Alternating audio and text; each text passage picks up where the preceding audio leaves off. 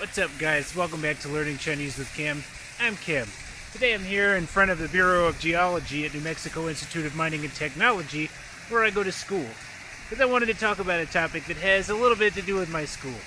If you, like me, go to a college that doesn't offer anything in the way of East Asian languages, or you don't go to college at all, that's no problem, and it shouldn't stop you from learning Chinese or anything else.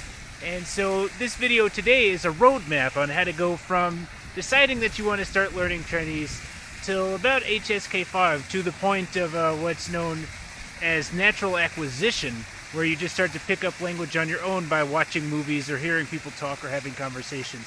So let's get right down to it. The number one thing you're going to want to learn to start off is tones in Pinyin. Mandarin is a tonal language, which means that it has 5 tones. The first tone, which is flat, ah. The second tone, which is rising, ah. The third tone, which is falling and then rising, ah. And the fourth tone, which is just falling, ah. And then the fifth tone is neutral, ah. It doesn't really have an inflection on it or anything. Tones are an extremely important part of the Mandarin language, or Putonghua, the common tongue as they call it. Without saying the tones correctly, people won't really understand you.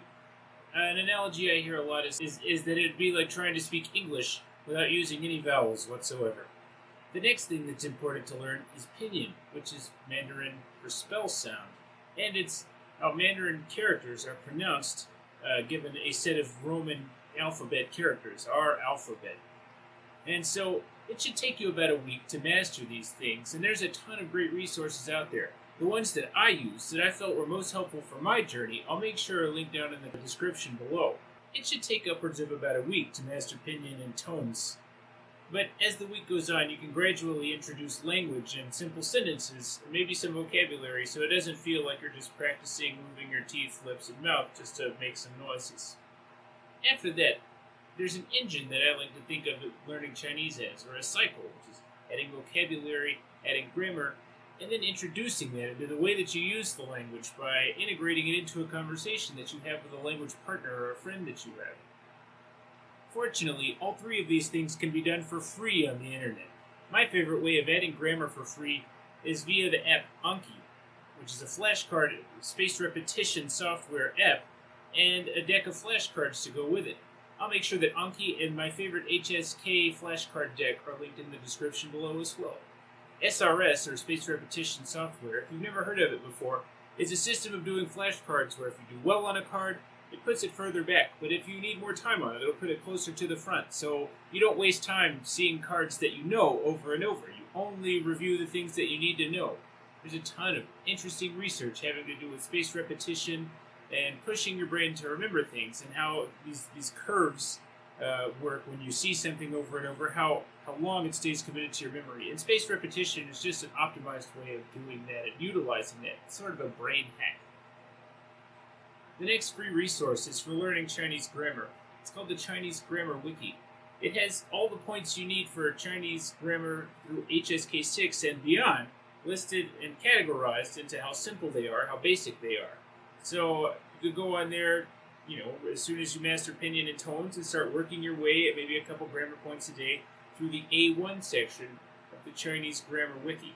On the subject of HSK, if you don't know what it is, it stands for Hanyu Shui Pen Kao Shi, which means their standard Chinese proficiency level exam.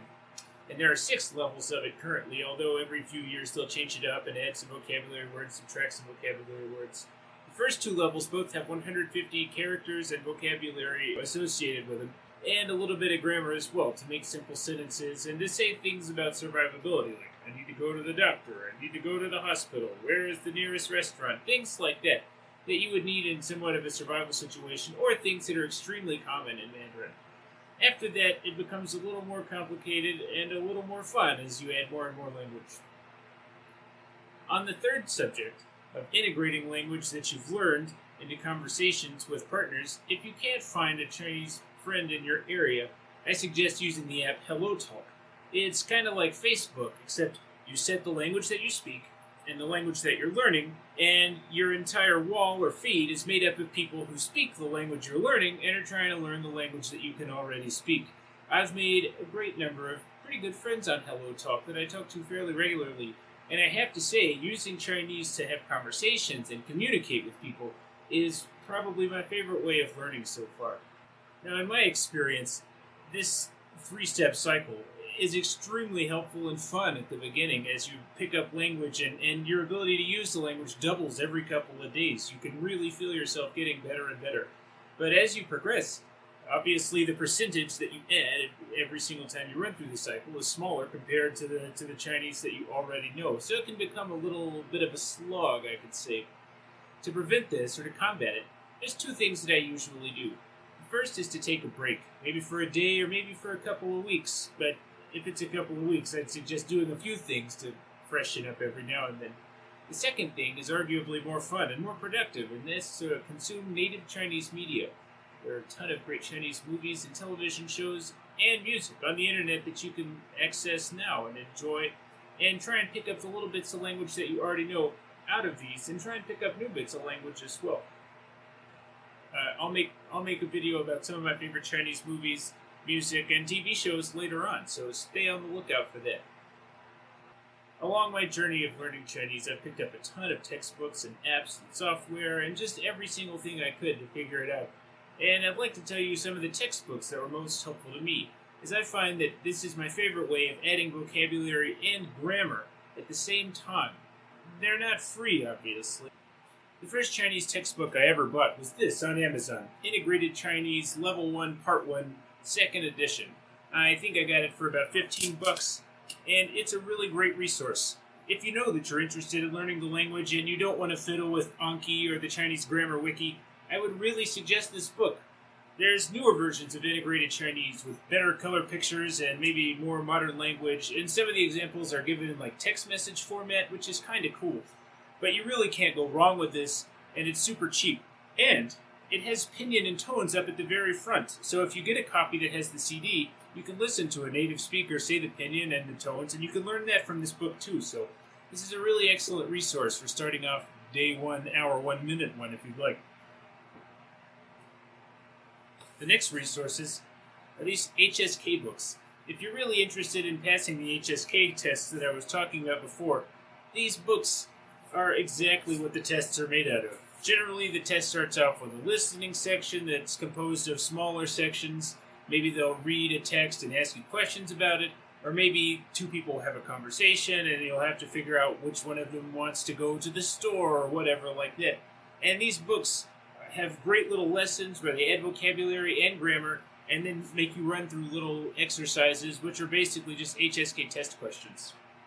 The last book that I'd like to talk about is actually not in this room right now, but it's New Practical Chinese Reader. I think the New Practical Chinese Reader series is my favorite series of books to just buy a new one on the internet. I started at the 4th level, but I have the 5th and 6th ones as well.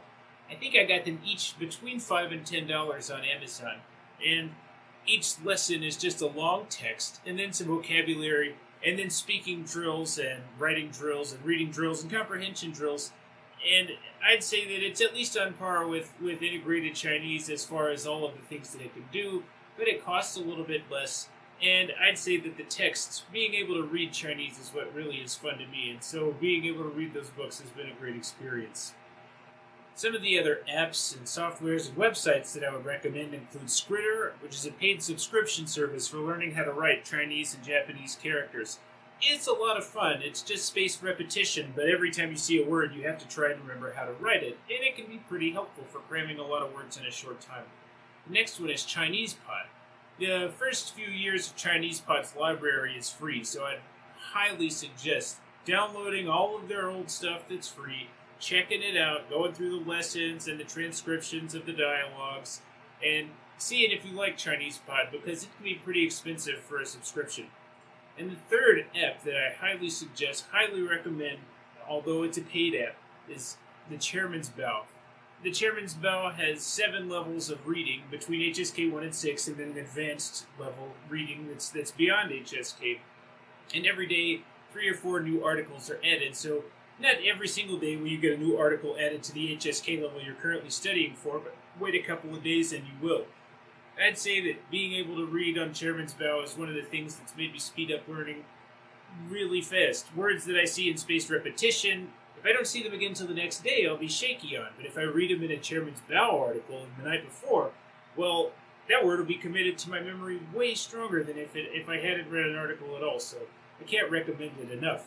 Plus, it helps you go from just being able to recognize words in flashcards to turning them into sentences and being able to sort of carry around variables and link them together and understand thoughts in Chinese, which is what allows you to think in Chinese, which is, in turn, what allows you to speak in Chinese. So I'd heavily recommend Chairman's Bow. I think there's another cheaper alternative called Do Chinese, but I haven't really checked it out.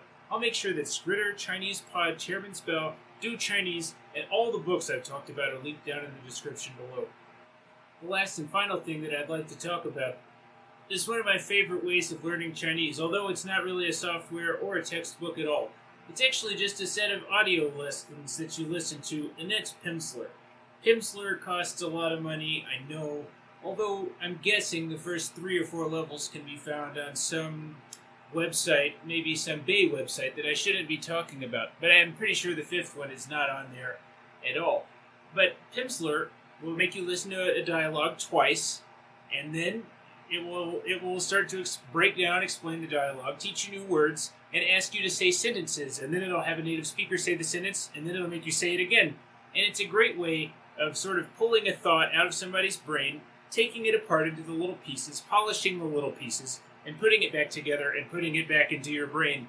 And I have to say, the things that I've heard on Pimsleur, the things that I've learned on Pimsleur, are really the things that when I say to a native speaker of Mandarin, they really say, "Oh my gosh, your Chinese is so good." No, don't get me started. They'll say that the very first time you say "ni hao" to anybody, so you got to take it with a grain of salt. But I actually believe them when I say sentences that I learned on Pimsleur. So if you think that there's any great resources for starting out learning Mandarin that I haven't covered, or if I think of anything that I tried that I would like to tell you more about, then I'll make sure to do that in the next video, or you can tell me in the comments below about what I missed. Thank you for watching again, and like, subscribe, and I'll see you next time. 再见.